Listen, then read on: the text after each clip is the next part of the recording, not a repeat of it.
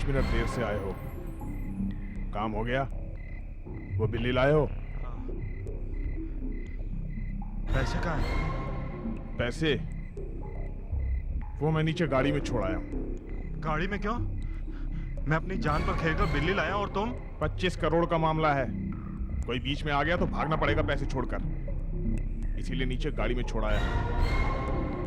अब time waste मत करो, वो बिल्ली जल्दी से मुझे दो।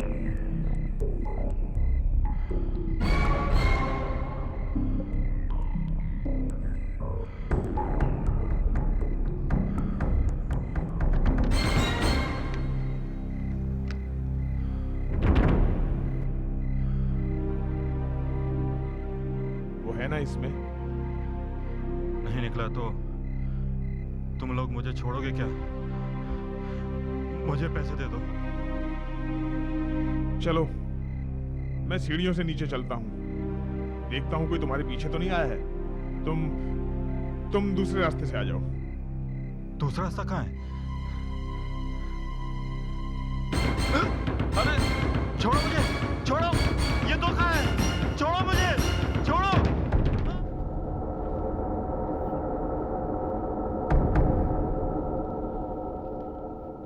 हाँ, बिल्ली मुझे मिल गई है, मगर मैं जैसे ही पैसे देने जा रहा था ऊपर से कूद गया बेचारा। मेरे सामने लेटा है, भगवान से बातें कर रहा है। हाँ, कल सुबह 11 बजे बिल्ली मुझसे ले लेना। हाँ, पल्लवी, कोलाबा, 11 बजे। ओके, मैं अभी खिसक रहा हूं यहां से।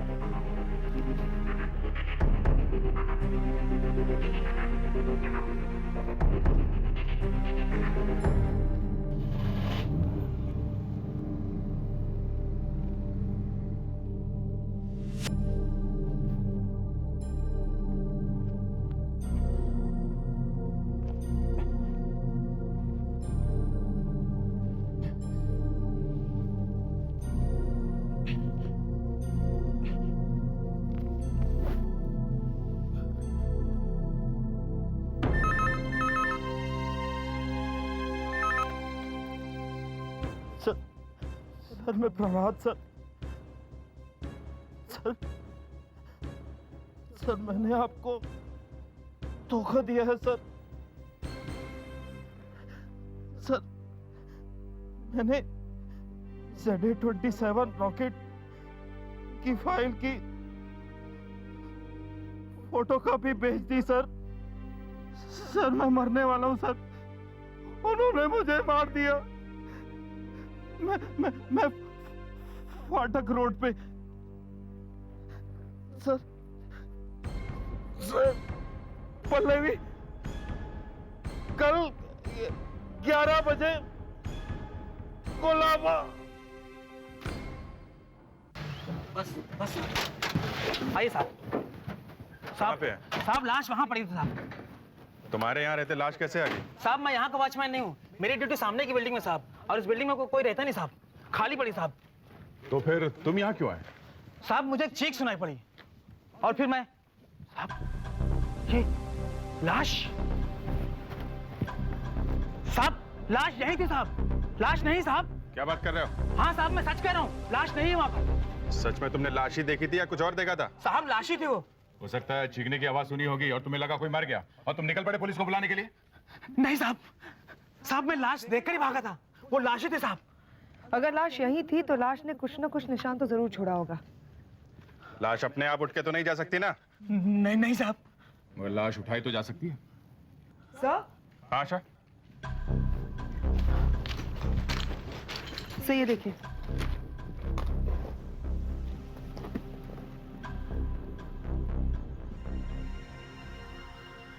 खून ताजा है। हाँ। एक ही जगह क्यों गिरा है और इतना थोड़ा सा? मतलब घाव से नहीं निकला है? अगर बिना घाव के कैसे मरा?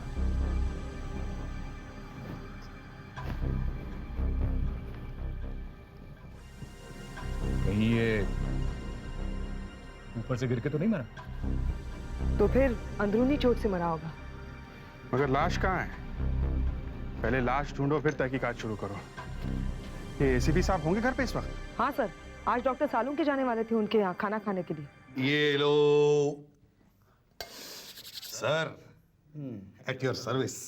भाई साहब, मुझे आप ये भिंडी खिलाने वाले हैं क्या? हाँ, क्यों? ओह गॉड। अरे यार बैठो सालों के, यार इतनी जबरदस्त बनी है, जरा खा के तो देखो। नो ऑयल, बिना तेल के, खा के तो बिना देखो। तेल के और बिना स्वाद के। अरे यार, कमाल। भाई साहब, आपको मुबारक हो आपकी भिंडी बिना तेल के। सालू अरे के- मैं अच्छा भला अपने दोस्त के यहाँ जा रहा था खाना खाने के लिए। एक तो आपने मुझे फोन करके बुला लिया, सालू के यहाँ आ जा, मैं तुझे बढ़िया खाना खिलाता हूँ, राजमा खिलाता हूँ, मलाई पनीर खिलाता हूँ। और खिला क्या रहे? भिंडी बिना तेल। मुझे नहीं खानी, आई एम सॉरी। अरे भैया ये हेल्थ फूड है, आजकल कैलोरीज का जमाना है, हार्ट अटैक नहीं हो सकता ये खाना खाने से। अरे पर हो जाने दीजिए ना मुझे। अरे नहीं नो यार। प्रॉब्लम। नहीं सर, अरे यार, आपका हेल्थ फूड आप खाइए, आपको मुबारक। मुझे नहीं खाना, थैंक यू, लेकिन आपने मेरे साथ अच्छा नहीं किया, चीट किया मुझे, और मैं इसका बदला लूंगा। ओके? नहीं नहीं नहीं नहीं नहीं नहीं यार, मेरे दोस्त ऐसे भूखे पेट मत जा। तेरी इतने प्यार से खाना बना, रात के 12:30 बजे। हेलो एसीपी प्रद्युमनिया। हाँ दया, कहाँ पे? लंबी चीख। हो सकता है किसी ने ऊपर से फेंका। एक काम करो, टेरेस अच्छी तरह से चेक करो एंड कीप मी पोस्टेड। या ओके। दया का फोन था। खून हुआ है मगर लाश गायब है। ओ यार छोड़ो यार, लाश बस, चलो खाना खाते हैं। नहीं बैठ। नहीं ए, यार नहीं नहीं, थैंक यू वेरी मच, मैं जा रहा हूं। सालू के यार, ये भी कोई बात। लीजिए, रात को 12:30 बजे पहले टेलीफोन और फिर डोरबेल। भाई साहब, अब ये भिंडी विदाउट ऑयल आप भी नहीं खा सकते।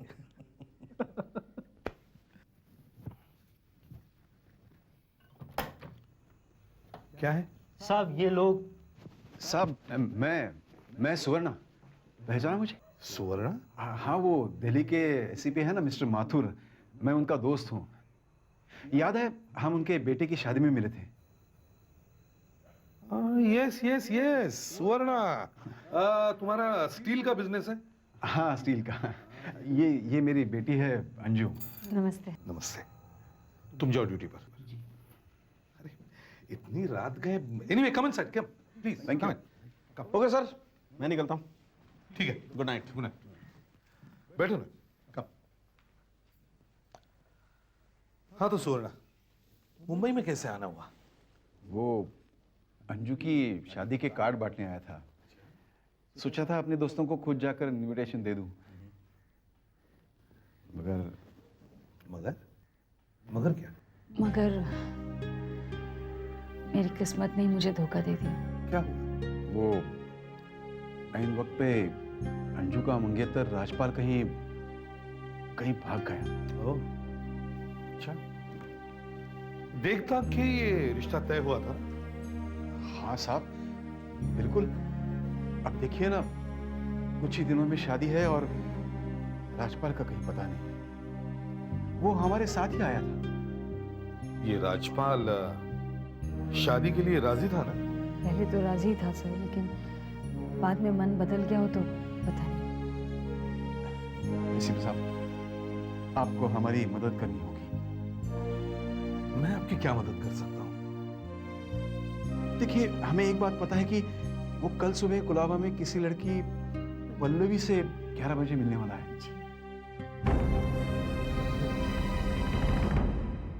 कांस्टेबल, ये कार किसकी है? ये जो लोग अंदर गए हैं उनकी है साहब। सर वो लोग जब वापस लौटेंगे तब आप उनके साथ चले जाइए हाईवे तक, मतलब उधर से आपको रिक्शा और टैक्सी दोनों मिल जाएंगे। आइडिया तुम्हारा बुरा नहीं है। तुम एक काम करो, आसपास देख लो, अगर टैक्सी मिल जाती है तो ठीक है, नहीं तो फिर यही करेंगे।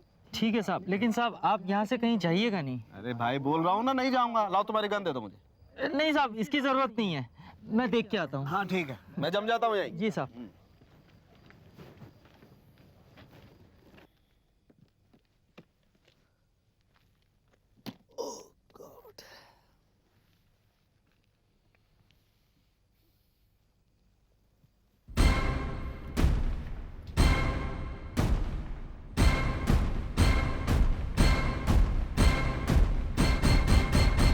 लेकिन आपके पास ना उस आदमी का कोई फोटो है, ना उसके किसी दोस्त या रिश्तेदार का पता, और पता नहीं आपको यह कैसे मालूम पड़ा कि वो किसी पल्लवी नाम की लड़की को कल 11 बजे कुलाबा में मिलने वाला है। Excuse me. हेलो। ओ, अच्छा, हाँ ठीक है, ओके, ठीक है, देखता हूं मैं आपके लिए क्या कर सकता हूं। लेकिन कल आप 11 बजे ब्यूरो में आ जाइए। Hands up both of you. साहब ये क्या कर रहे हैं? बस ज्यादा बात मत कीजिए, चलिए हाथ ऊपर करके बाहर चलिए। ये क्या? ये क्या हो गया आपको? ये कहाँ लेके जा रहे हैं हमें? अभी 2 मिनट में पता चल जाएगा। बेवकूफ बना रहे हो? सर, मंगेतर भाग गया तुम्हारा? हैं? अंकल आप प्लीज एक बार हमारी बात तो सुन लीजिए। शराब अंकल की बच्ची। डिक्की की चाबी किसके पास है? चाबी किसके पास है? वो इसके पास है।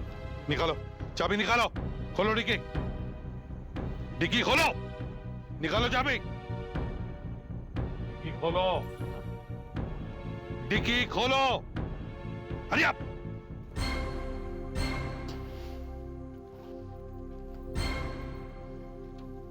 खोलो डिक्की।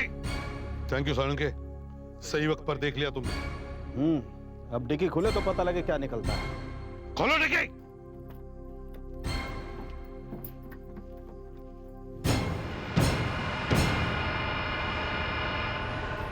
यही राजपाल है तुम्हारा मंगेतर? शादी के कार्ड बांटते बांटते इसकी लाश को भी साथ में लेकर घूम रही हो? हाँ? ए लड़की, बोलती क्यों नहीं? सब ये मेरा मंगेतर नहीं है, ये प्रनाद है। किसने मारा इसे? तुमने? नहीं सर, पता नहीं किसने मारा इसे। तो इसकी लाश तुम्हारी गाड़ी की डिक्की में क्या कर रही है? बताओ। सर ये मेरा कलीग था, हम दोनों इकट्ठे काम किया करते थे। क्या काम करते थे? इंटेलिजेंस। सर हम दोनों इंटेलिजेंस ऑफिसर हैं और हम दोनों एक मिशन पर हैं। Mission? Yes sir, if you don't mind.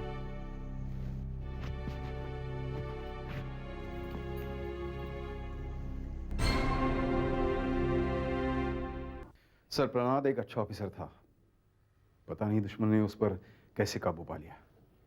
बिक गया? सर उसने एक टॉप सीक्रेट फाइल की फोटो खींची और वो बेच दी। क्या था उसमें? हम लोगों ने जो रॉकेट्स और मिसाइल्स बनाए हैं उनके डिजाइन्स थे। वो मिसाइल्स कहां कहां पर है वो सारी इंफॉर्मेशन उसमें थी।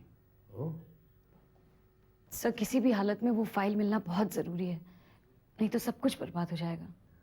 कहीं उन्हीं लोगों ने तो खून नहीं किया जिन्हें उसने फाइल बेची थी? हो सकता है सर। इन लोगों के बारे में तुम्हारे पास कुछ और इंफॉर्मेशन है? नो सर, नहीं तो हम उसे ढूंढ लेते। प्रनाद ने मरते वक्त मुझसे इतनी ही बात कही कि कल 11 बजे पल्लवी कुलाबा। सर अगर इस पल्लवी का नाम टेलीफोन डायरेक्टरी में है तो हमें वहां से इसका पता मिल सकता है, अगर है तो। हाँ, ट्राई करने में कोई हर्ज नहीं है। MTNL की सीडी कंप्यूटर में डाल के देखो। Yes sir. लेकिन सर कुलाबा में पल्लवी नाम की ऐसी कई लड़कियां होंगी ना जिनके नाम पर टेलीफोन नहीं है? हाँ जरूर होंगे, मगर हमें फिलहाल उन पल्लवियों के बारे में सोचने की कोई जरूरत नहीं है, क्योंकि पॉसिबिलिटी एक और भी है। अगर हम उसके बारे में सोचेंगे तो दिमाग को और भी तकलीफ होगी। यही पॉसिबिलिटी ना सर कि ये पल्लवी कुलाबा की है ही नहीं और 11 बजे वो कहीं बाहर से आने वाली हो। करेक्ट। लीजिए सर, कंप्यूटर ने जवाब दे दिया है। कुल मिलाकर 28 पल्लवी है कुलाबा में। 28? जल्दी से जल्दी इनमें से हर एक को मिलना होगा। इनके पते नोट कर लो। Pallavi Dubey, SK colony 476549, Pallavi Mehta NS road 687, Pallavi hotel KVS। एक मिनट, पल्लवी होटल? या। पल्लवी होटल? कहीं ऐसा तो नहीं कि जिस पल्लवी को हम ढूंढ रहे हैं वो एक लड़की नहीं बल्कि होटल है जहां आज वो लोग 11 बजे मिलने वाले और वो सीक्रेट फाइल्स बिकने वाली है? अभिजीत सर। काम करो, पल्लवी होटल को घेर लो। Yes sir. काश मैं भी उस रेस्टोरेंट में बैठ सकता, लेकिन हम में से किसी को भी देख लिया ना तो हम दोनों भी मारे जाएंगे। मारे कैसे जाएंगे? हम लोग हैं ना साथ में।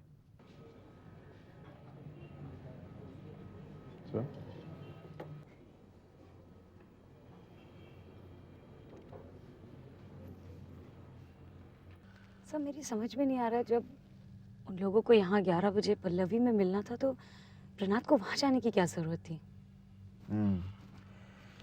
मैं भी यही सोच रहा था। सर, तो वो आदमी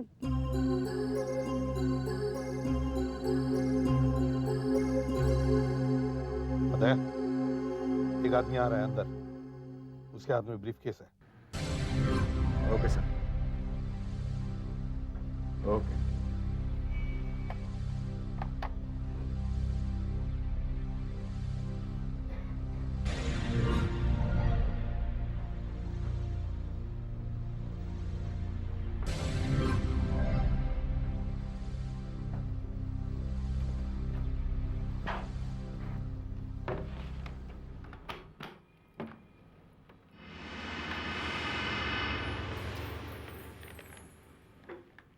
बेटा, इसमें उस आदमी के ब्रीफकेस में पिस्टल है।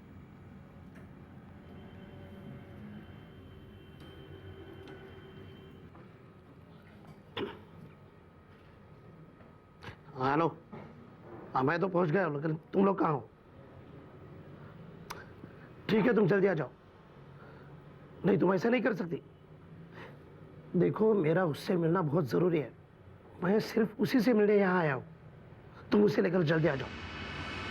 Hello, hello. सर वो निकल रहा है, क्या करें?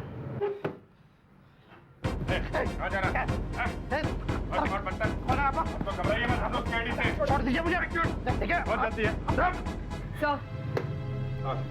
सर, इस बैग में गन है।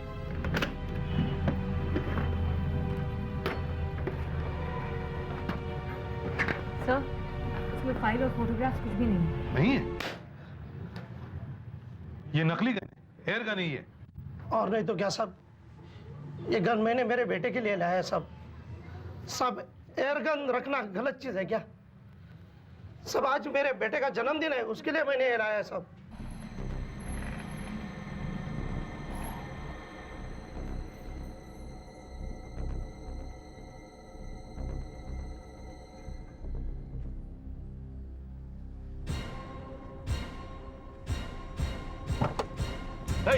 रुको,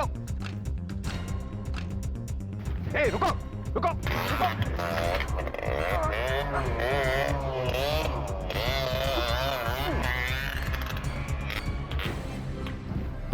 रुको।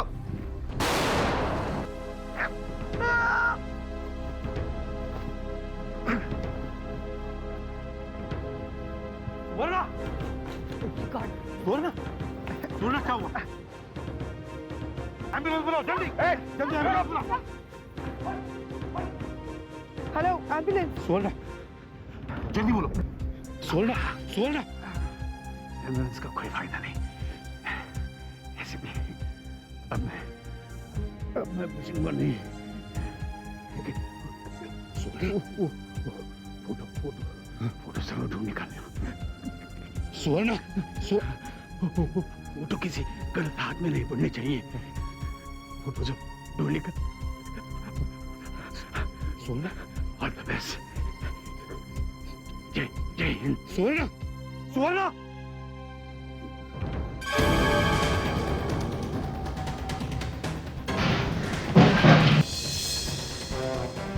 रुक जाओ, नहीं तो गोली चला दूंगा। रुक जाओ।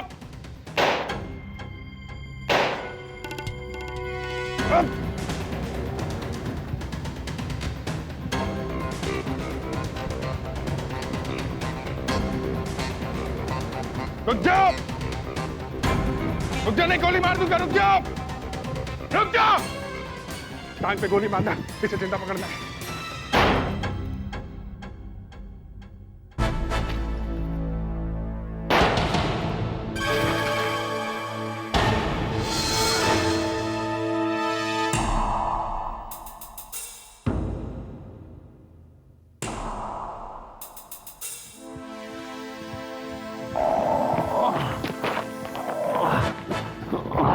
फोटोज कहाँ हैं?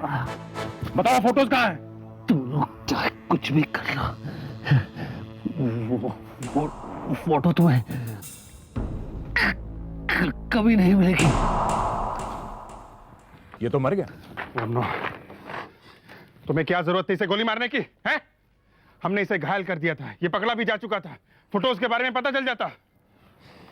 अब पूछो इसकी लाश से फोटोज के बारे में। इसने सुवर्णा सर का खून किया है, डैम इट। मैंने इसे मार दिया और मुझे इसकी मौत का कोई अफसोस नहीं है। सर इस लाश की तलाशी ले ली है, इसने अपने गले में ये चेन पहन रखी है।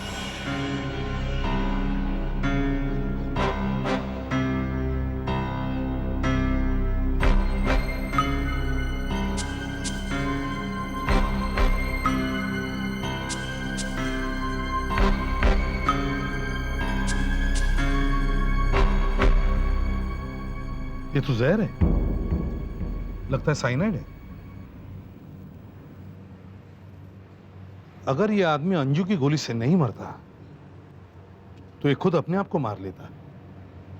सर इसका नाम योगेन है, इसके पास ये पासपोर्ट मिला है सर। और ये प्लेन की टिकट दिल्ली जाने का।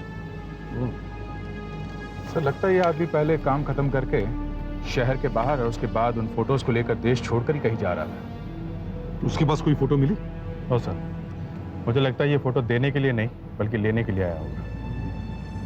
इसका मतलब है कि जिन लोगों के पास ये सीक्रेट फोटोग्राफ्स हैं वो या तो यहां आए नहीं या फिर ये सारा हंगामा देखकर भाग गए। सर इसके पास से ये सेलफोन भी मिला था। अच्छा, एक काम करो, देखो इस फोन से कहां-कहां फोन किए गए थे और कहां-कहां से फोन आए थे। Yes sir. चेक करो। क्या नंबर है? सर 632439। आशा, जल्दी से पता करो ये फोन नंबर कहाँ का है और हमारी जो भी पेट्रोल वैन वहाँ होगी उससे कहो कि वो वहाँ पहुँच जाए। जल्दी। सर इस कॉल का क्या करें, उठा लें? सर मरने से पहले मैंने उस आदमी की आवाज़ सुनी थी, मैं ट्राई करूं क्या उसकी आवाज़ की नकल करने की? ट्राई करो।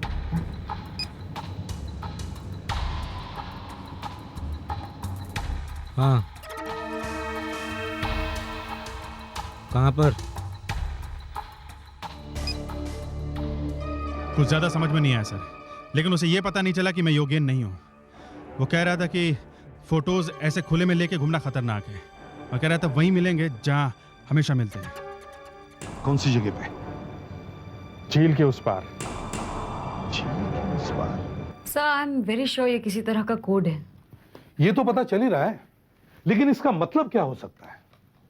और किसी भी हालत में 4 बजे तक हमें इसका पता लगाना ही होगा, वरना ये फोटोज हमारे हाथ से गए समझो। डॉक्टर साहब आप क्या कहते हैं? भाई झील के उस पार कोई कोड हो भी सकता है, लेकिन सच सच पूछो तो मेरे भेजे में इस वक्त कुछ नहीं आ रहा। सोचो डॉक्टर साहब, सोचो, हमारे पास वक्त बहुत कम है। अपने दिमाग के घोड़े जल्दी जल्दी दौड़ाओ जरा। हाँ सर। सर योगेन के मोबाइल फोन पर जो आखिरी फोन आया था उस जगह तक तो हम लोग पहुंच गए। फिर? सर वो एक पे फोन का नंबर है और वहां पे आसपास कोई बैठता नहीं जिससे हम पूछताछ कर सके। अच्छा, मोबाइल फोन के बारे में कुछ पता चला? जी सर, ये मोबाइल फोन नकली नाम और पता देकर खरीदा गया है सर, और योगेन ने इस मोबाइल से कॉल्स किए नहीं थे, उसे सिर्फ फोन कॉल्स आए थे। कहाँ से? सर पेफोन से किए गए हैं सब, मगर एक बात हमारे काम की है सर, एक फोन कॉल को छोड़कर बाकी सारे फोन कॉल्स बैंड्रा से किए गए थे सर। बैंड्रा से? जी सर। ये देखिए, इसका मतलब ये आदमी यहीं का रहने वाला है या यहाँ काम करता होगा। एक काम करो, इन डॉट्स को मिलाओ।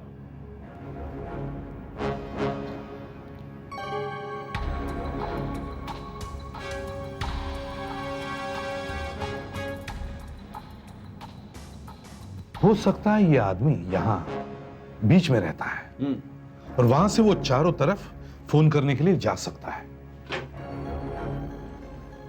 अच्छा, इसके आसपास क्या क्या है? सर आसपास एक स्कूल है, कॉलेज है, एक पार्क है सर, बहुत सारी दुकानें हैं और सेंट्रल लाइब्रेरी है सर। हो सकता है ये दोनों पार्क में मिलते हो।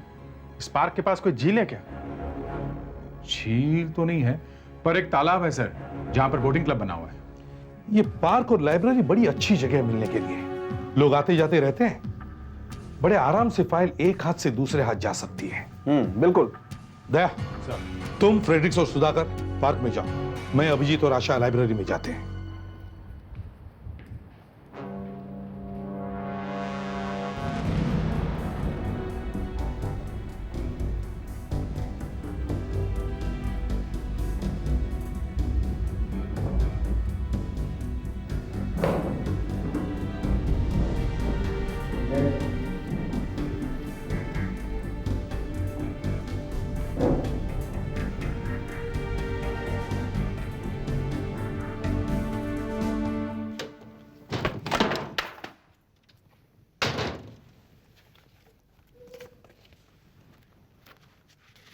इडियट्स।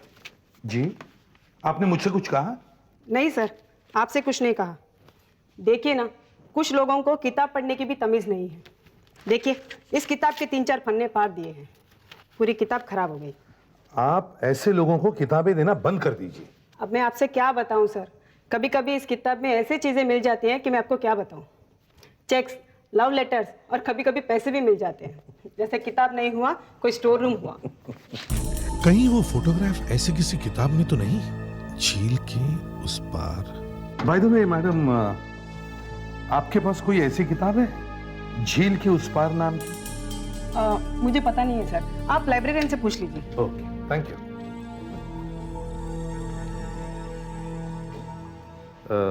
साहब, आपके पास झील के उस पार नाम की किताब है?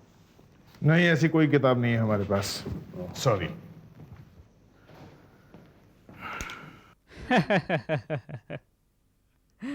ऐसे लाइब्रेरियन को यहाँ रख के क्या फायदा?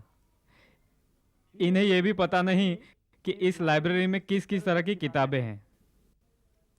आप जो किताब ढूंढ रहे हैं ना, वो आपको हिंदी सेक्शन में मिलेगी।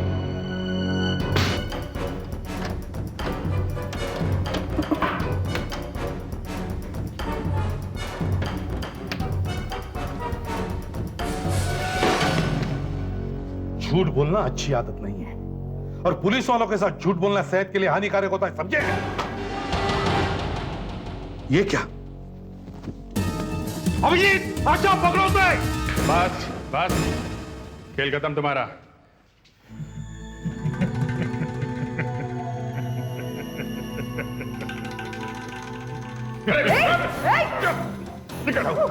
सर, इसने कैप्सूल खा लिया। निकालो निकालो जल्दी।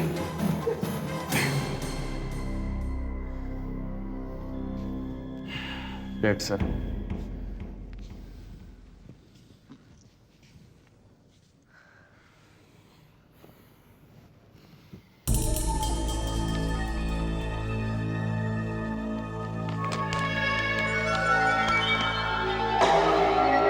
बिल्ली?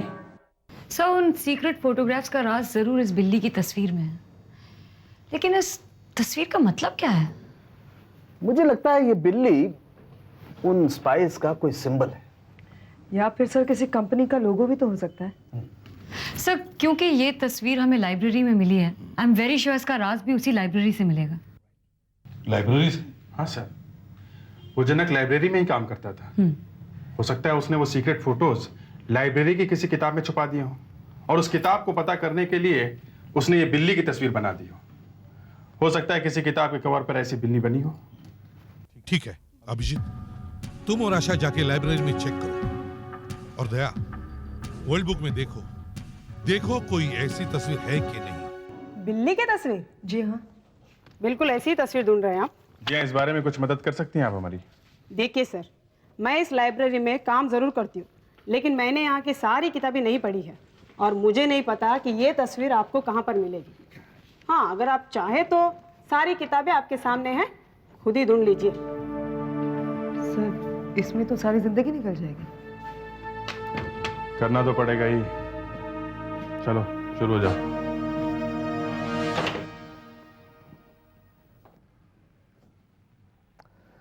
अच्छा भाई, मैं घर जा रहा हूँ। क्यों, घंटी बज गई डॉक्टर सालूम के? हैं, सोने का टाइम हो गया तुम्हारा? अरे नहीं, आप लोग इतने मुश्किल सवाल हर रोज मेरे सामने ला करके खड़े कर देते हैं कि सोने के बारे में तो मैं सोच भी नहीं सकता। इनफैक्ट इस फोटोग्राफ को स्टडी करने के लिए मुझे कुछ खास इंस्ट्रूमेंट्स की जरूरत है जो मेरे घर पर मौजूद है। तो डॉक्टर साहब, सुबह तक इस पहेली का हल निकाल लेंगे आप? वेल, कोशिश करके देखते हैं। मैं अपने केबिन से होके आता हूँ। अरे सालूम के, चलो ठीक है, वक्त भी हो चुका है। वैसे भी तस्वीर तो डॉक्टर सालूम के अपने घर लेके जा रहे हैं, हम भी अपने घर चलते हैं। ठीक है।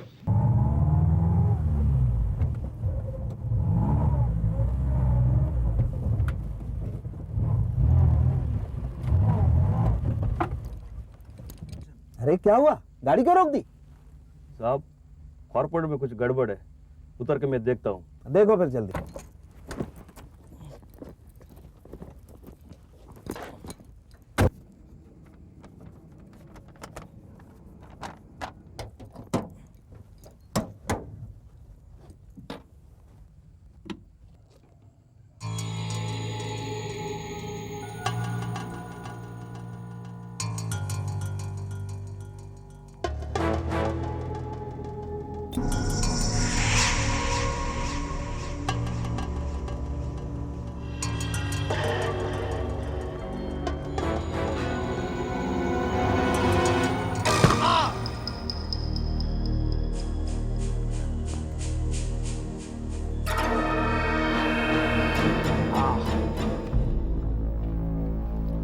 हाँ दया, सोलंकी कहाँ है? सुंदर आईसीयू में। डॉक्टर ने कुछ बताया? नहीं सर, अभी तक कुछ नहीं बताया। How is he? Is he okay ना? अभी तक तो आईसीयू में है, अंदर से कोई खबर नहीं आई। मुझे लगता है ये जो कुछ भी हुआ ये उस लेटर की वजह से ही हुआ है जो डॉक्टर साहब के पास था। हाँ डॉक्टर साहब, अब ये कैसे हैं? ही इज लकी मैन, डरने की कोई बात नहीं है, बस मामूली सी चोटें हैं। फिर भी ऑब्जर्वेशन के लिए एक दिन के लिए तो इन्हें रखना ही पड़ेगा।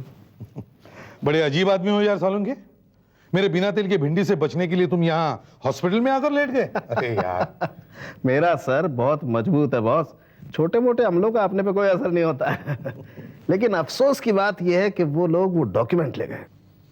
बड़ी बात यह है कि तुम ठीक ठाक हो।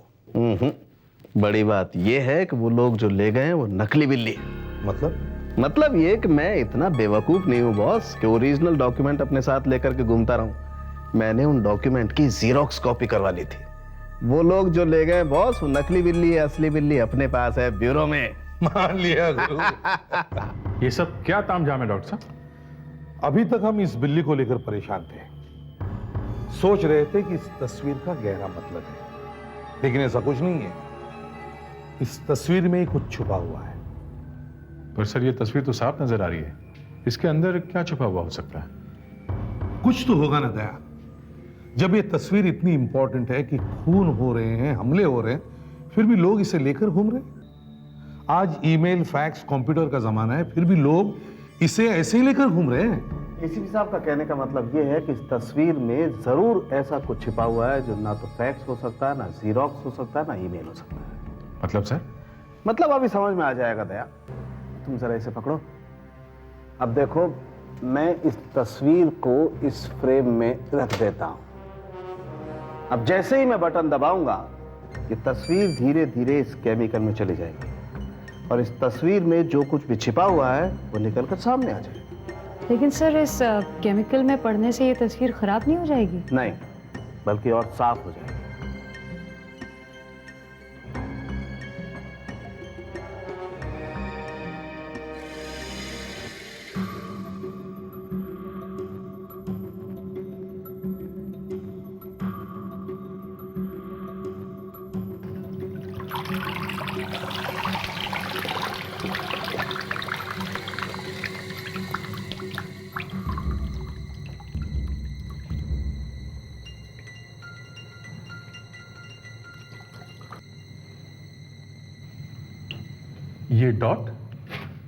ये डॉट क्या है?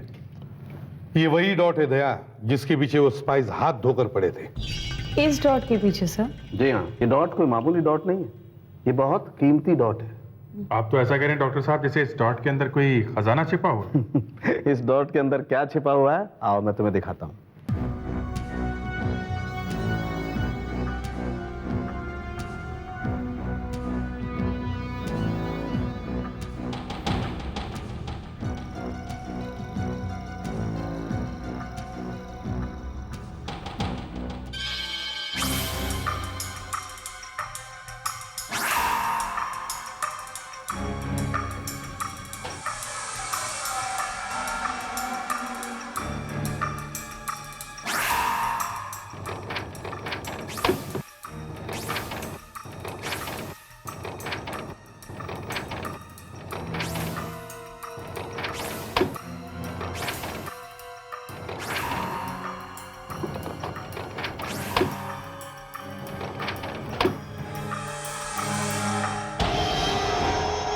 My God, missile! Oh my God, तो ये सब चक्कर है? हाँ, तुम जिसे एक मामूली सा डॉट समझते हो, दरअसल वो एक माइक्रो डॉट है। एक ऐसी टेक्नोलॉजी जिसमें तुम अपने इंफॉर्मेशन को इतना छोटा कर सकते हो कि देखने वाले को लगे कि वो सिर्फ एक डॉट है। मगर जब उस डॉट को ठीक तरह से बड़ा किया जाए, तब पता चलता है कि ये क्या बला है। वर्ल्ड वॉर 2 में इन डॉट्स का जासूसी के लिए बहुत इस्तेमाल किया जाता था। यानी सब प्रहलाद ने उन सीक्रेट डॉक्यूमेंट्स की तस्वीर पहले खींची और फिर उन्हें माइक्रो डॉट्स में बदलकर उन्हें बेच डाला? जी हाँ, क्यों? तुम्हें विश्वास नहीं होता? हाँ, पर बड़ा बड़ा अजीब लग रहा है ये सब। तुम्हें तो अजीब नहीं लगना चाहिए। क्यों? मतलब यह कि तुम अच्छी तरह से जानती थी कि प्रणाद ऐसा क्या क्या कर रहा था और उसमें तुम उसका साथ दे रही थी। साहब आप कैसी बातें कर रहे हैं साहब? आप भूल रहे हैं कि मैं एक इंटेलिजेंस ऑफिसर हूँ। प्रणाद भी एक इंटेलिजेंस ऑफिसर था, मगर गद्दार निकला और देश को धोखा देने में तुमने उसकी मदद की थी। साहब क्या कह रहे हैं? मैंने उसकी कोई मदद नहीं की थी। हम लोगों के सिवा सिर्फ तुम थी जिन्हें मालूम था कि डॉक्टर सालुंखे वो दिल्ली की तस्वीर लेके अपने घर जा रहे हैं। उन्हें हासिल करने के लिए तुमने उन पर हमला करवाया था। मगर अफसोस तुम्हारा प्लान फेल हो गया, क्योंकि उस दिन डॉक्टर सालुंखे ओरिजिनल नहीं बल्कि जेरॉक्स कॉपी लेके जा रहे थे। इनका पर्स चेक करो। साहब आप how can you do it, sir? I'm an intelligence officer. You just can't do this. Keep quiet. देखिए आप ये देखिए सब। क्यों? ये वही जेरॉक्स कॉपी है ना जो तुमने डॉक्टर सालुंखे से चुराई थी? अब बोलो मिस अंजू, तुम गद्दार हो या नहीं? देश के सीक्रेट कितने में बेच रही थी? बताओ। मैं और प्रणाद मिलकर काम कर रहे थे। हम दोनों ये सीक्रेट डॉक्यूमेंट जनक को 25 करोड़ में बेचने वाले थे। जनक दुश्मन देश के साथ काम करता था, लेकिन उसने पैसे देने के बजाय प्रणाद का खून कर दिया। मरने से पहले प्रणाद ने सुवर्णा को फोन करके बता दिया था कि उसने देश के साथ गद्दारी की। उस दिन पल्लवी होटल के बाहर योगेन आप लोगों के हाथ लग गया, इसलिए मुझे उसे मारना पड़ा।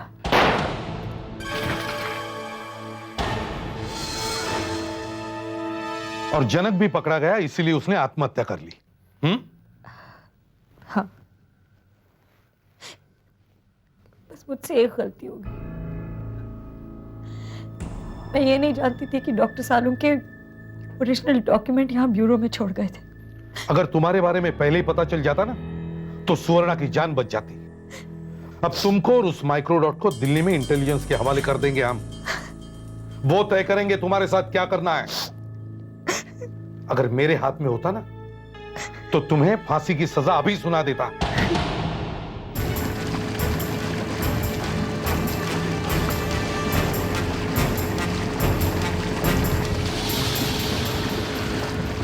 फिशिंग। इस बार छुट्टियों में सिर्फ फिशिंग करूंगा। वैसे सर आप जा कहाँ रहे हैं? ऋषिकेश के पास एक जगह है शिवपुरी, वहीं जा रहा हूँ। क्या जगह है दया, पहाड़ों के बीच से झरना बहता है। पहले ट्रेकिंग करूंगा, फिर मछलियां पकड़ने के लिए कांटा फेंक के बैठ जाऊंगा। अरे यार, इस जगह पर मछलियां है भी या नहीं? लगता है पूरा दिन ऐसे ही निकल जाएगा। तू क्या सोचता है मछली तेरा इंतजार कर रही है यहाँ पर? थोड़ा सब्र रख यार।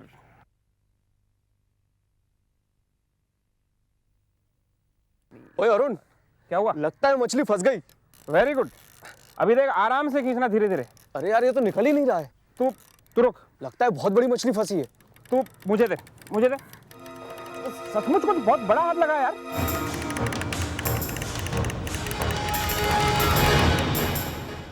वापस कब आओगे? यही 10 दिन में आ जाऊंगा। ओके, 10 दिन में। यानी कुछ काम होगा तो मैं तुम्हारे मोबाइल पे फोन कर दूंगा। हाँ जरूर करना। वैसे एक बात बता दूं, जहां मैं जा रहा हूं वहां मोबाइल फोन काम नहीं करता। तुम चाहे कितनी कोशिश कर लो, मेरी छुट्टी बर्बाद नहीं कर पाओगे दया। अच्छा।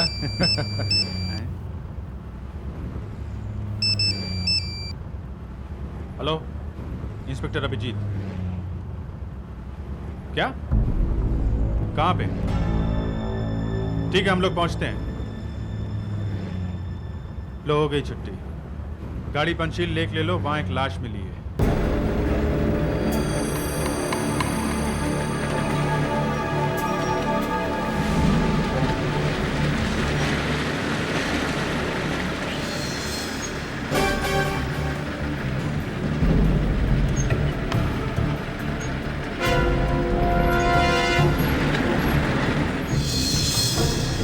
उठा और ऊपर उठा।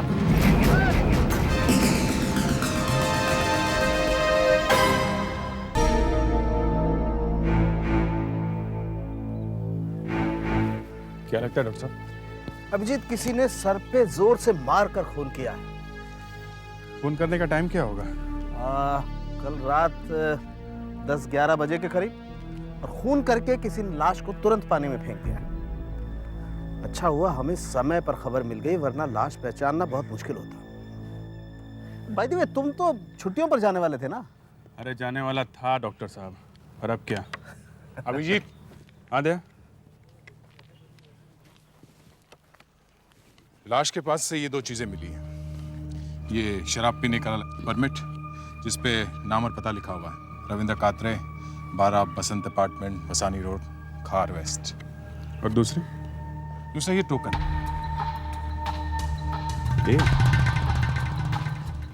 ये टोकन किस चीज का हो सकता है? शायद किसी पार्किंग लॉट का या फिर किसी दुकान का। एक काम करो आशा, ये टोकन संभाल के रखो, इसे बाद में देखते हैं। पहले पुलिस होने का सबसे मुश्किल काम करके आते हैं। इसके घर वालों को इसकी मौत की खबर देनी होगी।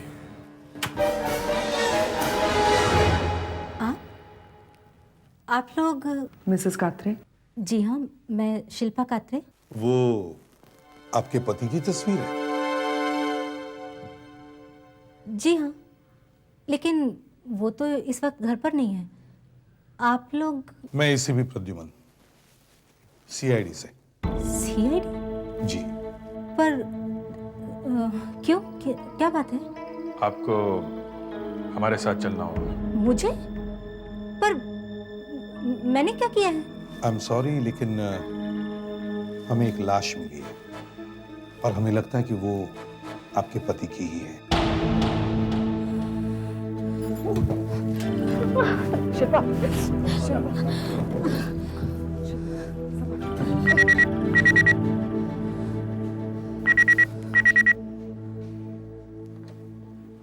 हेलो।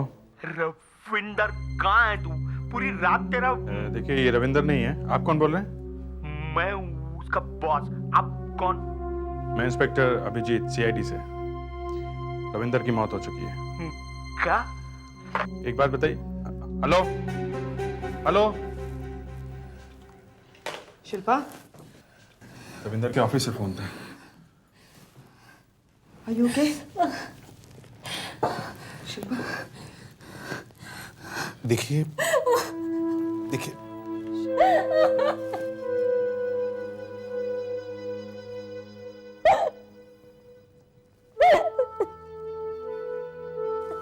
देखिए, आई एम सॉरी, लेकिन हमें पूरा यकीन है कि वो आपके पति ही हैं।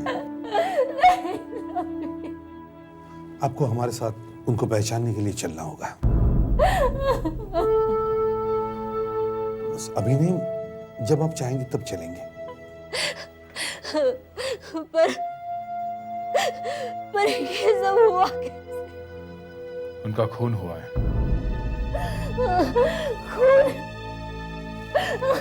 जी हाँ, मुझे पता है ये सही वक्त नहीं है, लेकिन हमें आपसे कुछ सवाल पूछने हैं।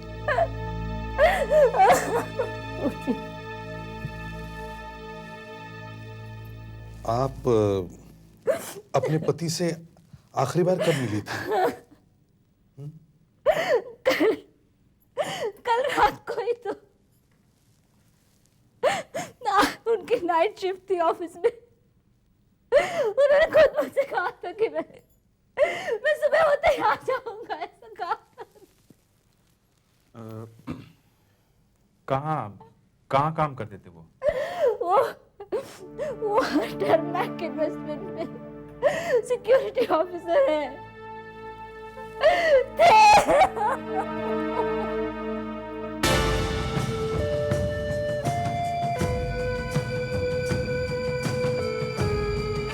यही कहीं होना चाहिए। सर यही है। Tarmac investments.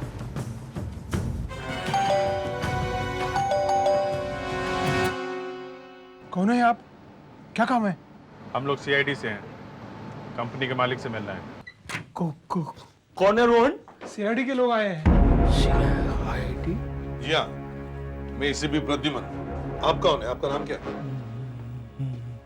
महेश। अभी थोड़ी देर पहले मेरी आपसे फोन पे बात हुई थी ना? मुझसे? जी हाँ, आपने रविंदर के यहाँ फोन किया था, मगर बीच में फोन काट दिया था आपने। हाँ वो आप लोगों ने बात ही कुछ ऐसी की थी कि लेकिन रविंदर सचमुच जी हाँ, उनकी मौत हो गई है। किसी ने उनका खून किया है। खून? आपका क्या बिजनेस है मिस्टर महेश? वो हम लोग इन्वेस्टमेंट काउंसलर से। आप कौन है? मैं पार्टनर हूँ इस कंपनी का, रस्तोगी। हम लोगों को ये बताते कि उनका पैसा किस किस जगह पर कैसे कैसे लगाना चाहिए जिससे उनका फायदा हो। आप तीनों इन्वेस्टमेंट काउंसलर हैं? हाँ। लगते तो नहीं है सर। कल रात रविंदर अपने घर से ये कहकर निकला कि उसे ऑफिस में कुछ काम है। क्या आपका ऑफिस रात में भी खुला रहता है? कभी कभी होता है सर। एक्चुअली कल काम का लोड ज्यादा था इसलिए कल रात को था। एक्चुअली लोगों के पैसों का मामला है ना सर, इसलिए एक सिक्योरिटी गार्ड हम रखते हैं और रविंदर हमारा सिक्योरिटी गार्ड था सर। पर क्या? हम लोग सारी रात उसका इंतजार करते रहे सर, पर वो आया ही नहीं, इसलिए मैंने सुबह फोन किया उसके घर पे। इसका मतलब है कल रात आप में से कोई भी रविंदर से नहीं मिला? नहीं। और आप हमें ये भी नहीं बता सकते कि रविंदर का खून किसने किया? क्यों? इसके बारे में हमें कैसा पता होगा? आपने अपने ऑफिस में टेलीफोन के लाइंस काफी ले रखे हैं, मगर फोन सिर्फ एक ही लगा रखा है। ऐसा वो हमने अभी भी ऑफिस यहाँ पे शिफ्ट किया है। अभी ऑफिस का बहुत सारा सामान आना बाकी है और सारे फोन कनेक्शन भी मिले हैं ना अभी तक। ठीक है मिस्टर महेश, इस मामले में आप अगर हमारी कुछ मदद करना चाहें तो मुझे इस नंबर पर फोन कीजिए, ये मेरा कार्ड है। ओके।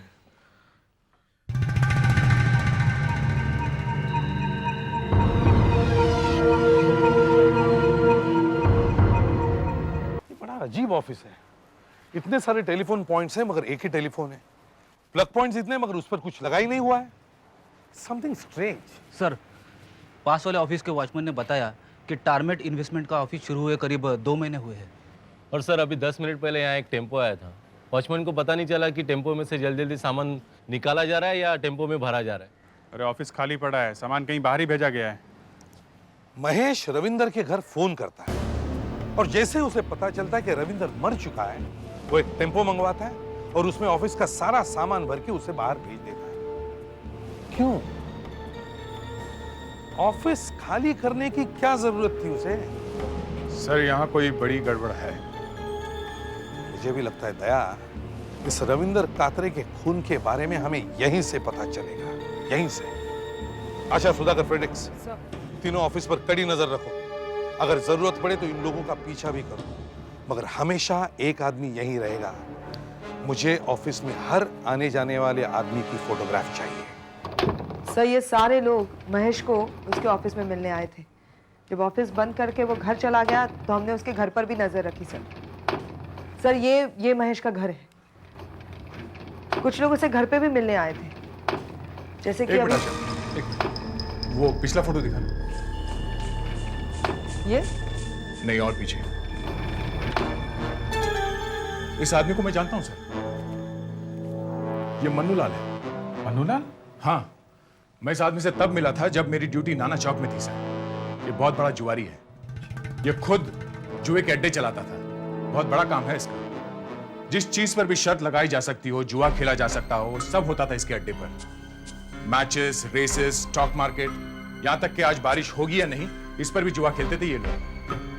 नाना चौक से तो इसके सारे अड्डे बंद कर दिए थे। अब लगता है इसने इस एरिया में अपना धंधा शुरू कर दिया है। जल्दी से जल्दी इस महेश के ऑफिस पर और घर पर रेड करो।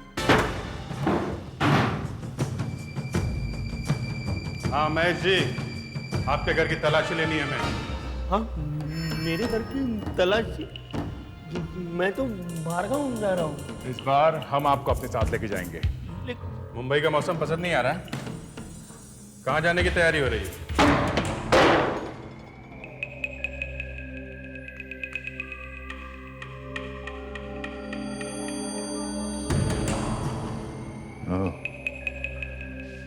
Computer set, telephones.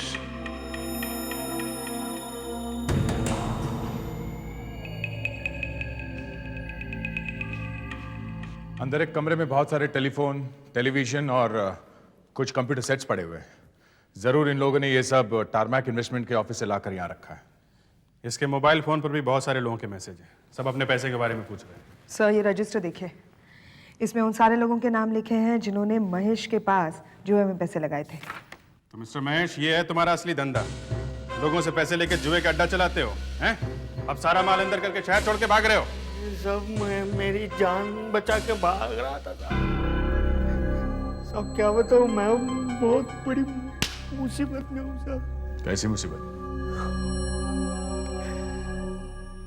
मैं मानता हूँ साहब, मैं जुए के अड्डे में काम करता हूँ, लेकिन ये बड़े तालाब में साहब मैं छोटी मछली हूँ। बड़ी मछली तो वो मन्नू लाल है साहब। हाँ साहब, वो मन्नू लाल है ना साहब, बड़े बड़े लोगों के पास बैटिंग करवाता है और सारे पैसे वसूल करने का काम वो रस्तों की और रोन करते हैं साहब। और ये सारे पैसे इकट्ठा करके ले जाने का काम वो रविंदर करता था। जिस दिन रविंदर का खून हुआ उस दिन भी वो पैसे लेके मन्नू लाल के पास जा रहा था। हाँ साहब, वो क्रिकेट मैच चल रहा है ना, बैटिंग का सीजन भी अच्छा है ना साहब, तो वो जा रहा था। कितने पैसे थे उसके पास? वो थे साहब 97 लाख। 97 लाख रुपए? हाँ साहब, जिस किसी ने भी रविंदर का खून किया ना साहब, वो तो उसको लूट कर चला गया, लेकिन मुझे बर्बाद करके चला गया साहब। अब वो मन्नू लाल और सारे लोग मेरे पास पैसे मांग रहे साहब, मैं कहाँ से लाऊं साहब? इसका मतलब रविंद्र कात्रे का खून 97 लाख रुपए के लिए हुआ है। झूठ बोल रहे हैं आप लोग। एक मरे हुए आदमी पर इतना गंदा इल्जाम लगाते हुए आप लोगों को शर्म नहीं आती?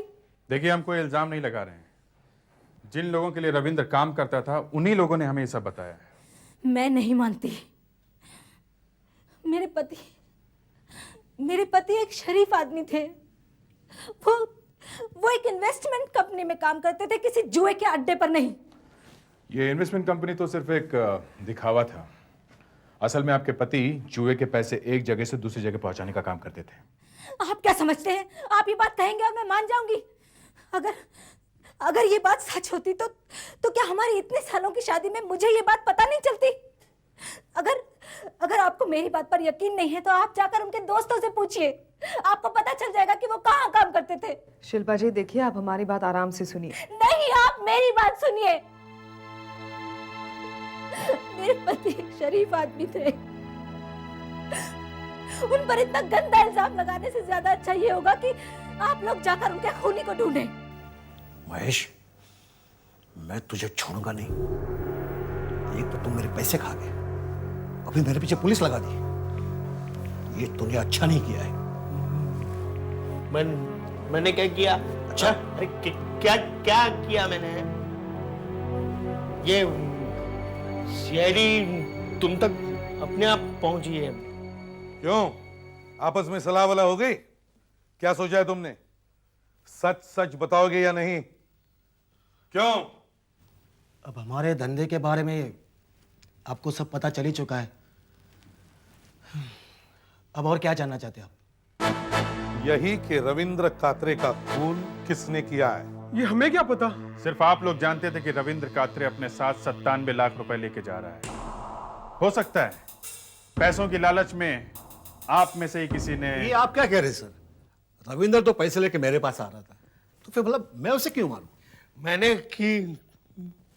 किसी का खून नहीं किया है। हाँ, आज तक किसी खूनी ने कहा है कि मैंने खून किया है? अभी तो हम तुम लोगों को जुए के अड्डे चलाने के जुर्म में अंदर कर रहे हैं, मगर बहुत जल्दी तुम में से एक खून के जुर्म में जेल जाएगा। ले जाओ इन्हें। सर हम लोग तालाब के आसपास पूछताछ कर रहे थे कि शायद किसी ने खूनी को लाश तालाब में फेंकते हुए देखा हो। क्या पता चला? सर वहाँ के लोगों से तो कुछ पता नहीं चला, पर वहाँ के पुलिस स्टेशन में किसी सोहन मिस्त्री ने कंप्लेंट लिखवाई है जो शायद हमारे काम आ सके। सोहन मिस्त्री? एफआईआर में जो लिखवाया है वे बोल देता हूँ। 18 तारीख की रात को मैंने जोरों से एक मोटर की आवाज़ सुनी। मोटर की? कार। मैंने बाहर आके देखा तो एक सफ़ेद मारुति कार सीधी मेरे घर की ओर चली आ रही थी। मैं घबरा गया कि इतनी रात गए कौन हो सकता है। इतने में उस कार वाले ने अपनी कार सीधी मेरी फेंस में ठोक दी, मेरी फेंस तोड़ डाली और चला गया। वो आपने कार का नंबर नोट किया था ना? क्या है वो? MA0135। लास्ट के 2 नंबर में नहीं पढ़ सका था। आपको उस कार वाले का पता चला क्या? नहीं, उस कार वाले के बारे में अभी तक कुछ पता नहीं चला। जिसने मेरी फेंस तोड़ी है ना, उसको मैं छोड़ूंगा नहीं, एक एक पाई वसूल करूंगा, कह देता हूँ। हाँ, इनके घर के पास में से एक लाश मिली है, उसके बारे में इन्हें कुछ नहीं मालूम, बस अपने फेंस की चिंता हो रही है। सुधाकर सर, फेंस की फोटोग्राफ लो। Okay sir. अब वो मारुति कार ढूंढनी होगी। MH0135। बाकी के 2 नंबर पता नहीं है, लेकिन वो 2 नंबर 00 से 99 के बीच का ही होंगे ना। सारे नंबर चेक करके देखते हैं उनमें से कितनी सफ़ेद मारुति कार है। बस ये केस तो बहुत जल्दी सॉल्व हो गया। अभी आप छुट्टी पे जा सकते हो। इस बार तो मैं निकल जाऊंगा। दया, गाड़ी मिल गई? Yes sir. सर MH013500 से 99 तक सिर्फ 5 सफ़ेद मारुति गाड़ियाँ, उनमें से ये एक है सर। ये गाड़ी रस्तोगी की है। अच्छा, तो यही गाड़ी है सर। ये गाड़ी हम रस्तोगी के घर से लेकर आ रहे हैं। अरे ये तो मेरी गाड़ी है। आप लोग मेरी गाड़ी के साथ क्या कर रहे हैं? रस्तोगी, बहुत जल्दी पकड़े गए तुम। क्या मतलब? मतलब ये कि पैसों के लिए तुमने रविंदर का खून किया और फिर उसकी लाश पानी में फेंक दी। ये आप क्या कह रहे हैं? हाँ, और जब तुम लाश फेंक कर वापस आ रहे थे तो तुम्हारी गाड़ी एक फेंस से टकरा गई। किसी ने तुम्हारी गाड़ी का नंबर लिया और तुम पकड़े गए। मेरी गाड़ी पूरी रात गैराज में खड़ी थी, मेरे बिल्डिंग में, और मैं घर से बाहर गया ही नहीं। देखो, झूठ बोलने से अब कोई फायदा नहीं है। सीधे सीधे ये बताओ कि वो 97 लाख रुपए कहाँ है जो तुमने रविंदर को मारकर उसके पास से चुराए थे। मैंने कोई पैसे नहीं चुराए, मैंने किसी का खून नहीं किया है। अरे कोई मुझे फंसाने की कोशिश कर रहा है। पर कोई तुम्हें ही फंसाना क्यों चाहता है? होगी कोई दुश्मनी, लेकिन मैं सच कह रहा हूँ, मैंने किसी का खून नहीं किया। नहीं, ये गाने का बंद करो, समझे? बाद में सबकी पोल खुलकर सामने आती है। अरे अभिजीत, अनुर साहब, प्रेडिक्स ले जाओ इसे। अरे साहब, मैं सच कह रहा हूँ साहब। बॉस, मुझे लगता है इस बार हमसे कोई गलती हो गई। क्या मतलब? मतलब ये कि ये आदमी सही कह रहा है, कोई इसे वाकई फंसाने की कोशिश कर रहा है। दरअसल खूनी कोई और है। डॉक्टर साहब, आप ये साबित करने की कोशिश क्यों कर रहे हैं कि इस गाड़ी में रविंदर की लाश तालाब में नहीं फेंकी गई थी? और तुम ये साबित करने की कोशिश क्यों कर रहे हो कि यही वो गाड़ी है? डॉक्टर साहब, ये मानने के पीछे कई सारी वजह हैं। तो मैं भी कोई हवा में बात नहीं कर रहा हूँ। सोहन ने अपनी आंखों से इस गाड़ी का नंबर नोट किया था कि नहीं? अभिजीत, कई बार आंखों से देखी बातें गलत साबित होती हैं। डॉक्टर साहब, मुझे लगता है कि आप जानबूझकर इस केस को उलझाने की कोशिश कर रहे हैं। नहीं, मुझे लगता है तुम जानबूझ करके इस केस को जल्दी से जल्दी निपटाना चाहते हो ताकि अपनी छुट्टियों पर जा सको। क्या बात कर रहे हैं? सालुंखे, अभिजीत, दोनों शांत हो जाओ।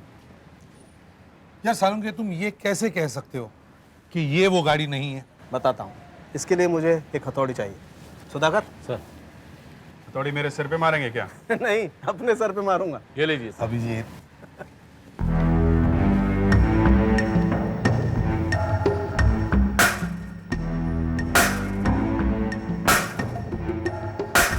अरे यार, तुम साबित क्या करना चाहते हो सालुंखे? ये देखिए, जब मैंने इस हथौड़ी को इस फेंस पे मारा तो इस फेंस का पीला कलर इस हथौड़ी पर लग गया और इस फेंस पर भी निशान पड़ गया। हाँ तो? अभिजीत, तुम अच्छी तरह से जानते हो, जब दो चीजें फोर्स के साथ एक दूसरे से टकराती हैं तो दोनों पर असर होता है। अब ये गाड़ी अगर सोहन के गेट से जाकर के टकराई, गेट पर डेंट पड़ा, तो इस गाड़ी पर भी तो कुछ होना चाहिए, पर ऐसा कुछ है? डॉक्टर साहब, हो सकता है कि उसने गाड़ी की डेंटिंग पेंटिंग करा ली हो। अभिजीत, इस गाड़ी को तुम गौर से देखो, इसमें कोई डेंटिंग पेंटिंग नहीं कराई गई, और इसीलिए मेरा मानना है बॉस कि ये वो गाड़ी नहीं है। कोई जानबूझकर रस्तोगी को फंसाने की कोशिश कर रहा है, खूनी कोई और है। I'm sorry, डॉक्टर साहब, रिलैक्स। छुट्टी कैंसिल। मन्नूलाल, महेश, रस्तोगी, रोहन, इन्हीं में से कोई एक होगा ना? जिसने रविंद्र का खून किया है? क्योंकि यही लोग रविंद्र की असलियत जानते थे। और सर इन्हीं लोगों को यह भी मालूम था कि रविंद्र के पास 97 लाख रुपए हैं। सर सबसे पहले हमें उस व्हाइट मारुति वाले को ढूंढना होगा। मैंने आशा को सारे गराजेस और इंश्योरेंस कंपनी से पता करने के लिए कहा है। हो सकता है कि जिस आदमी की यह गाड़ी थी वो किसी गराज में गया होगा अपनी गाड़ी ठीक ठाक कराने के लिए, या किसी इंश्योरेंस कंपनी में हर्जाना मांगने के लिए। सर, हाँ आशा, इंडियन इंश्योरेंस कंपनी में सफेद रंग की मारुति गाड़ी क्लेम के लिए आई थी। एक्सीडेंट केस है, किसी गोपाल राव के नाम। गोपाल राव? मुझे खुद पता नहीं। मैं 1 हफ्ते से बाहर गया हुआ था और गाड़ी यहाँ कंपाउंड में खड़ी थी। जब लौट कर आया तो गाड़ी में इतना बड़ा डेंट। अब बताइए सर, घर में खड़ी गाड़ी को कोई मार गया, मैं क्या करता? वैसे आप गए कहाँ थे? मैं लोनावाला गया था, और आप कहें तो मैं होटल के बिल भी आपको दिखा सकता हूँ। पहले हम आपकी गाड़ी देखना चाहेंगे। चलिए देखिए। बैठे बिठाए इतना बड़ा नुकसान हो गया और इंश्योरेंस कंपनी भी पैसे देने को तैयार नहीं है। वो लोग कहते हैं कि जब गाड़ी घर के अंदर खड़ी थी तो एक्सीडेंट कैसे हो गया?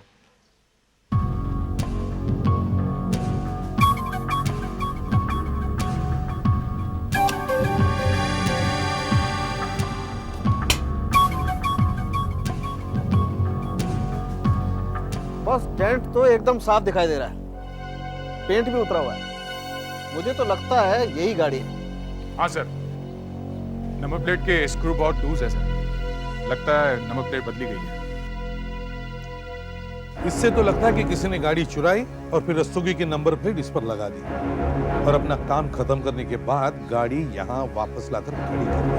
मैंने आपसे पहले ही कहा था कि मुझे फंसाया गया है। कौन फंसाना चाहता है आपको? महेश, रोहन, मन्नूलाल? हाँ? इन तीनों के अलावा और भी तो कोई हो सकता है। और कौन?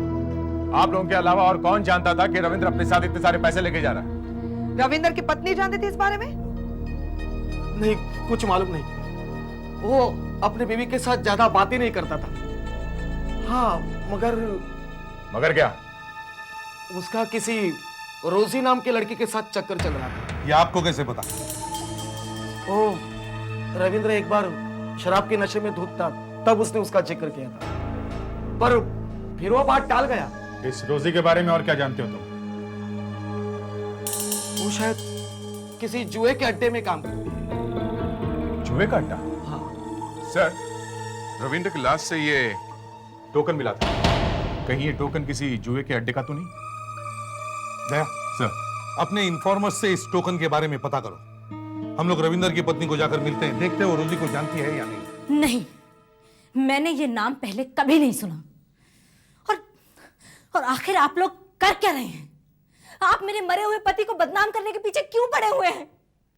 पहले आप लोगों ने कहा था कि वो किसी जुए के अड्डे में काम करते हैं, और अब आप कह रहे हैं कि इस औरत के साथ उनका कोई रिश्ता था। आखिर आप लोग साबित क्या करना चाहते हैं? हम सिर्फ आपके पति के खूनी तक पहुंचना चाहते हैं। हाँ, तो फिर पहुंचिए ना उनके खूनी तक। लेकिन मेरे पति के बारे में ऐसी बातें मत कीजिए प्लीज। वो मुझे कभी धोखा नहीं दे सकते थे। देखिए शिल्पा जी, हम खुद ये सब कह नहीं रहे, ये सब हमें रस्तोगी ने बताया है। एसीपी साहब, किसी मरे हुए आदमी पर कीचड़ उछालना बहुत आसान होता है, क्योंकि मरे हुए लोग वापस जवाब नहीं दे सकते। चलो। हेलो सर, मैं दया बोल रहा हूँ। हाँ दया। सर, शोकन का पता चल गया है, जुआ खेलने के काम आता है। अच्छा। हाँ सर, सायन के अंबर क्लब का है सर। ठीक है, तुम वहां पहुंचो, हम वहीं पहुंचते हैं।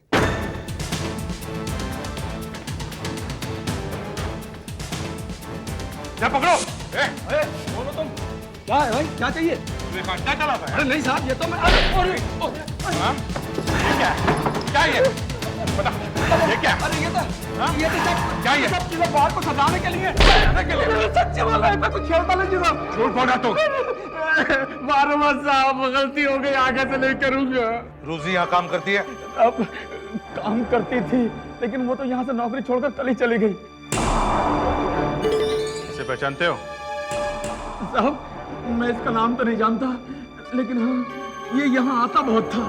रोजी इसे जानती थी? सर, ये तो मुझे नहीं मालूम, लेकिन हाँ, ये रोजी पर फिदा था। ये यहाँ जुआ खेलने कम और रोजी से मिलने ज्यादा आता था। ये रोजी रहती कहाँ है? सर मुझे नहीं पता। बताओ। नहीं पता। बताओ।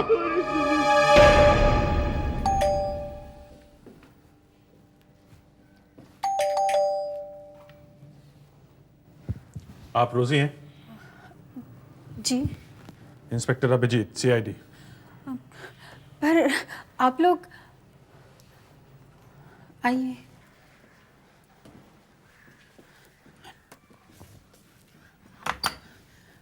कहिए कैसे आना हुआ?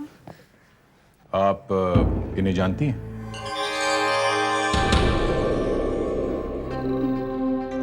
कहीं देखा तो लग रहा है, पर कौन है ये? ये रविंदर है, अंबर बार में बहुत आता जाता है। इसका खून हो गया। कौन?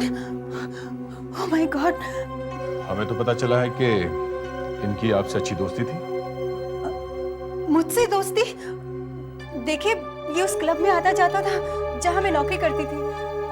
2-4 बार बात भी हुई थी, पर दोस्ती वोस्ती जैसा चक्कर नहीं था इसके साथ। आपने अचानक नौकरी क्यों छोड़ दी? रविंदर जैसे लोगों की वजह से। ऐसे लोगों को देखकर हर वक्त मुस्कुराते रहना मेरे बस की बात नहीं है, इसीलिए नौकरी छोड़ दी।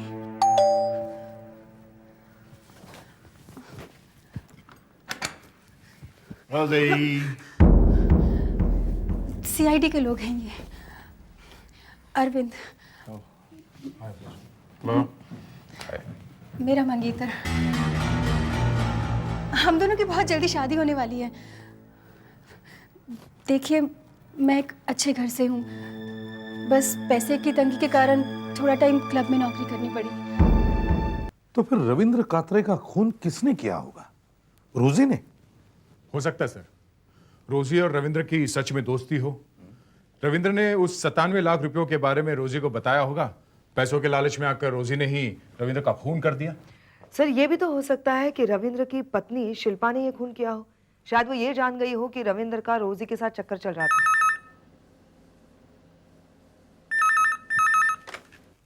Hello, inspector Abhijit.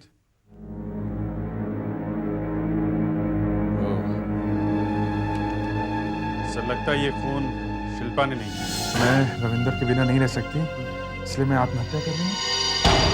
हटिए प्लीज, हटिए हटिए हटिए हटिए। चलो पीछे आइए, पीछे आइए, चलो।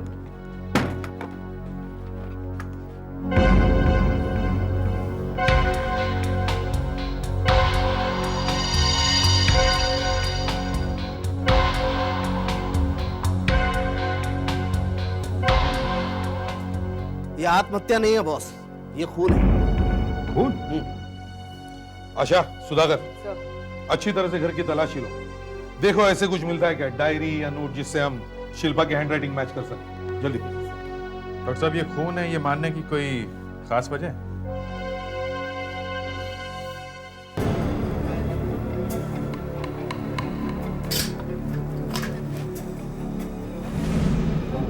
अभिजीत आओ। एक क्या कर रहे हो? 1 मिनट में आपको बताता हूँ ये खून कैसे है। भैया इसे पकड़ो, आप इसे पकड़िए। अब इसे आहिस्ता से खींचिए। संभाल के। हाँ कुछ नहीं होगा, आहिस्ता से खींचिए। गुड। अब देखिए अगर हम इसे जोर से खींचते तो अभिजीत की गर्दन पे चारों तरफ इस दुपट्टे के निशान बने थे। और अगर इस लड़की ने आत्महत्या की होती और ऐसे लटकी होती तो शरीर का सारा वजन यहां आता, और इसलिए इसके सिर्फ यहां दुपट्टे के निशान होते, यहां नहीं। और ये नॉट थोड़ी सी ढीली हो जाती लटकने की वजह से। राइट? अब आप इस लड़की को देखिए, इसकी ये नॉट एकदम टाइट है, हाँ? और इसकी गर्दन पर ये देखिए चारों तरफ दुपट्टे के निशान। राइट? इसीलिए बॉस ये आत्महत्या नहीं है, ये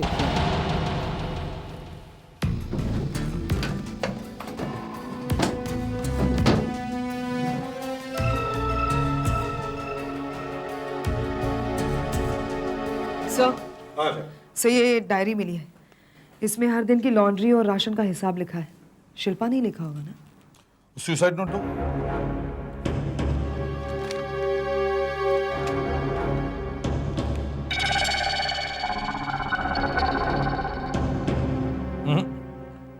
ये दोनों राइटिंग एक दूसरे से बिल्कुल नहीं मिलती। इसका मतलब है ये नोट शिल्पा ने नहीं लिखा था, ये काम उस खूनी का ही है। लेकिन सर खूनी हो कौन सकता है? जिन पर भी हमें शक है वह सब पकड़े जा चुके हैं। सब नहीं आशा, कोई एक तो है जो खुला घूम रहा है। रोजी, रोजी को ब्यूरो में लेकर आओ।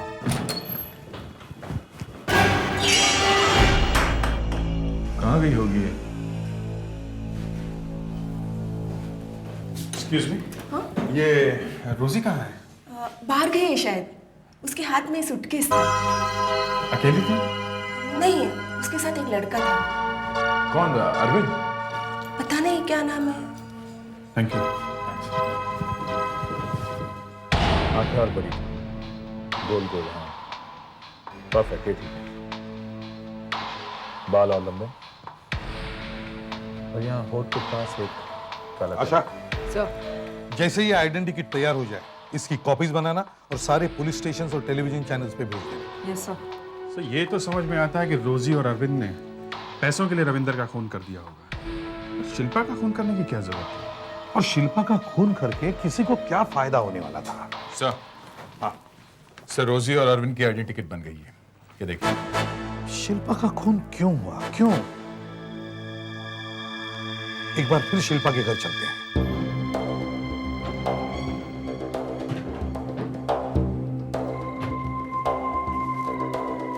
सर, हाँ दया, सर बड़ी अजीब बात है, पूरे घर में शिल्पा और रविंद्र का एक भी फोटोग्राफ नहीं है। अच्छा? और सर ये देखिए, यहाँ पर जो फोटोग्राफ था वो भी निकाला गया है। हाँ।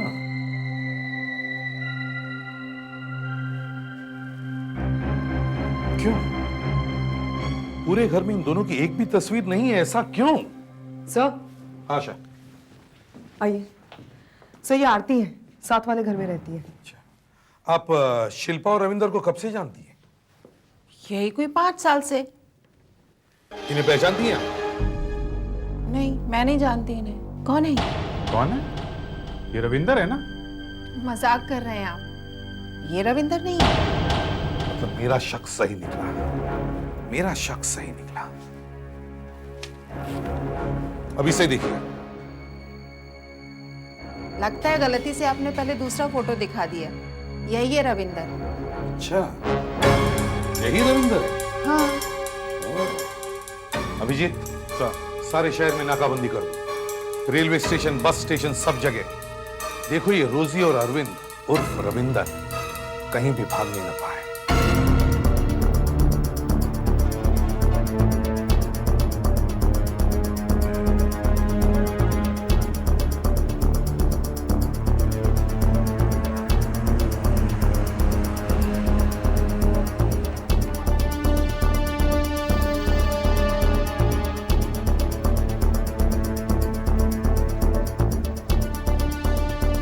एक कोल्हापुर का टिकट दो। अरे बस पूना की अगली गाड़ी के लिए 2 टिकटें देना।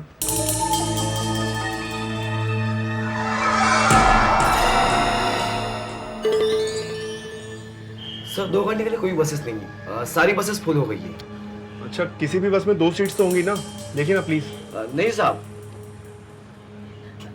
देखिए जिस भी बस में अवेलेबल है प्लीज 2 टिकट्स दे दीजिए। देखता हूँ।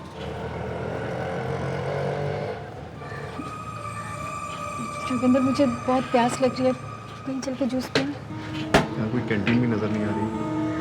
Sir 2 tickets. सर कैंटीन वहाँ पे है, वहाँ पे आपको जूस मिल जाएगा। ठीक है।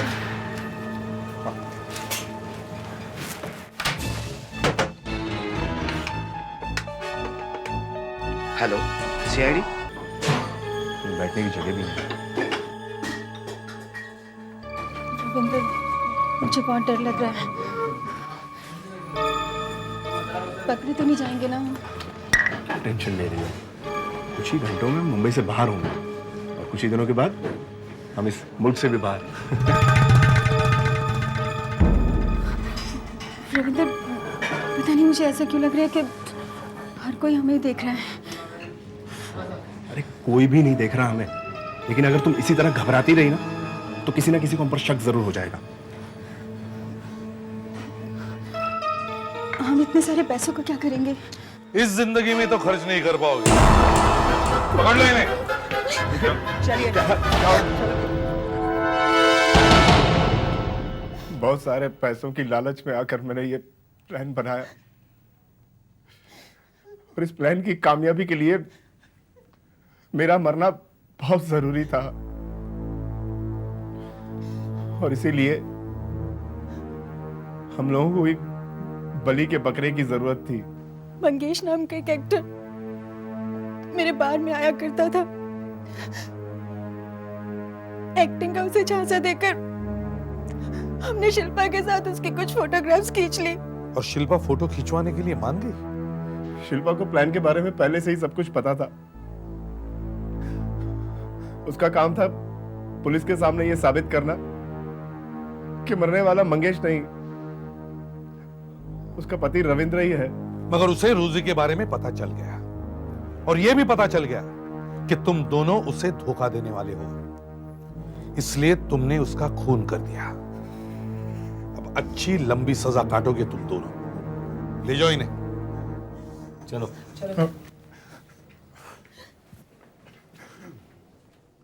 केस तो सॉल्व हो गया। अब तुम लंबी छुट्टी पे जा सकते हो। अब हाँ, अब कहाँ टाइम है सर? क्यों, क्या हो गया? ये लो। अरे डॉक्टर साहब टिकट? अरे सवाल मत पूछो, जल्दी से भागो, आधा घंटे में ट्रेन छूट जाएगी। लो। Thank you, thank you. हाँ।